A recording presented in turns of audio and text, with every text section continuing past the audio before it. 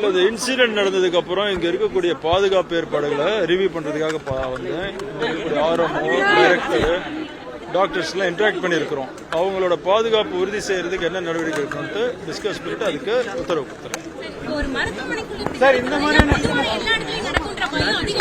இந்த மருத்துவமனையில் நடந்தது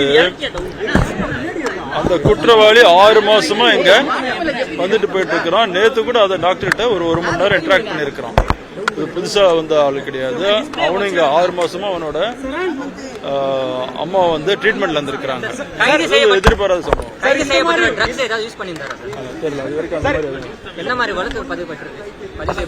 கம்ப்ளைண்ட் கொடுத்துட்டு இருக்காங்க.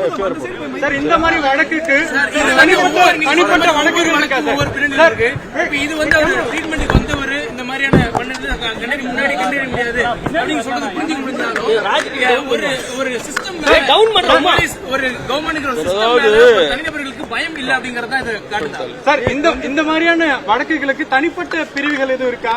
மாநகரத்துல ராஜீவ்காந்தி ஹாஸ்பிட்டல் இருக்குது, ராஜீவ்காந்தி அரசு மருத்துவமனை, கீழ்பாக்க அரசு மருத்துவமனை, ஸ்டான்லி, ஓமந்தூர் எல்லா இடத்துலயுமே பாத்தீங்கன்னா முதல்ல ஓபியா இருந்தது. இப்ப எல்லாம் போலீஸ் ஸ்டேஷனா மாத்திருக்கிறோம். ஒவ்வொரு மருத்துவமனையிலுமே போலீஸ் ஸ்டேஷனே ரன் ஆகுது. போலீஸ் ஸ்டேஷனா ஒரு இன்ஸ்பெக்டர், எஸ்ஐ, 30 அதர் ரேங்க்ஸ்ல இருக்கிறாங்க.